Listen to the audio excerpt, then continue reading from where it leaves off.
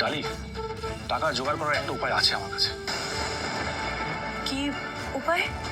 ডালি, বেশ কিছুদিন আগে একটা বিদেশি কোম্পানি আমাদেরকে একটা মেডিসিনের ডিল অফার করেছিল, বুঝলে? কিন্তু কাজটা হয়নি। ওই লেমন গ্রাস দিয়ে ইমিউনিটি বুস্টার একটা মেডিসিন। মালবিকা ম্যাডামের বদলে তখন আর্য এই ডিলটা করতে যায় এবং যথারীতি ও কিছু না বুঝে ওনাদেরকে না করে দেয়। তবে এটাও ঠিক যে সেই সময় আমাদের কোম্পানির কোনো হার্বাল বা আয়ুর্বেদিক মেডিসিন তৈরি করার সেট আপ ছিল না।